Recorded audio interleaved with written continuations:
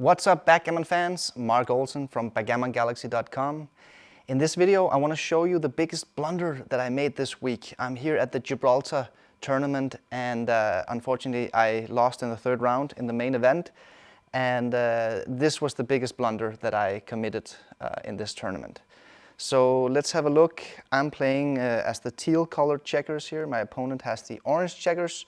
These are the home boards, and as you can see, I'm stuck in a deep back game here. It's like an early back game position. We still have some contact, so it's not a late stage back game yet, but it certainly looks like this is going to develop into a back game. And you could say it's already a back game since I've established two anchors.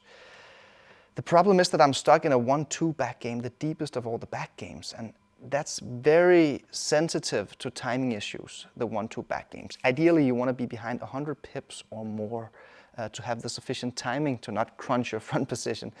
It's not ideal. I mean, I would definitely prefer a 1-3 or even a 2-3 back game here in this early stage back game position.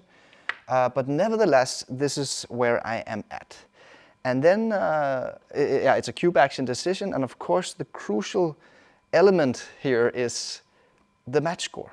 Oh, I got this one wrong. Here we go.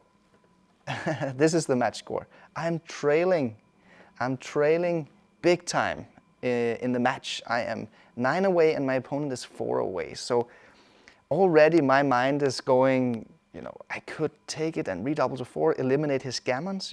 A lot of his value in this position comes from his gammon wins. So if I can just get a recube in later on, I eliminate his gammons and I could maybe turn this match around, At the same time, him being 4 away, I really don't want to lose a doubled gammon because then I lose the match. So these are thoughts that are already going through my mind in this position before I really dig into the matter of the position itself. So let's have a look at the position here. What's going on? So I think it's fair to say that we do have timing issues here. We don't really have sufficient pip deficit. We are kind of stuck with this guy. This guy is actually quite crucial because if this guy was here, he would have an easier time jumping out and preserving mobility. So this guy, if he ends up getting stuck, this guy, I might end up crunching. There is still a little bit of maneuvering to try to see if I can get up and get a 1-3 or 2-3 back game. But it's safe to say that I have some timing issues here. So I'll give you guys a couple of seconds to think about the position. You can let me know in the comments below what's your play, what do you think the correct cube action is here from both my opponent's point of view and also from my point of view. And what do you think the mistake that I did?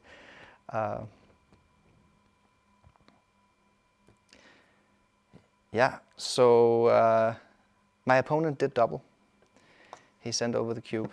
And of course, now I have a tough choice here.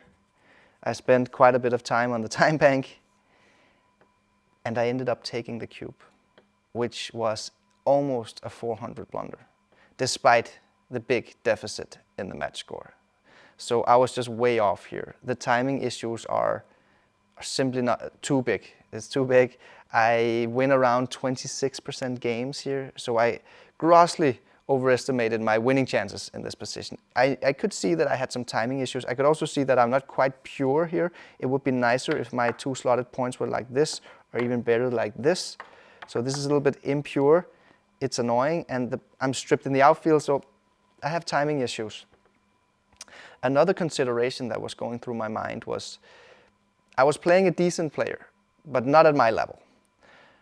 So you have two conflicting principles here. First, on the one hand, you don't want to lose a double gammon against a player that is below your skill level. You really don't want to do that. It's better to just drop and see if you can play over more games. On the other hand, here we have a position that's very complicated to play because it's an early back game. There's so much play left here. So he's probably going to make some blunders if I play this position out against him. So those are the two conflicting themes. And I didn't really know which one weighed more in the given situation. I wasn't sure whether it was a take or pass, but I think I was biased a little bit towards that I really wanted to play this position out against this opponent. So I took, and this was my biggest blunder in the tournament, unfortunately. Yeah, almost 400 blunder. And I lost 2 points in this game, just 2 points, and eventually also lost the match. So that was it for my Gibraltar main event tournament experience. So remember to like and subscribe, and see you in the next video. BackgammonGalaxy.com is custom made for the backgammon community. Boost your skills with AI analysis, compete for rating points or Galaxy coins, play in the browser or download our Backgammon Galaxy app for free and become the next Grandmaster. BackgammonGalaxy.com is the official sponsor of Nordic Open and the Backgammon World Championship.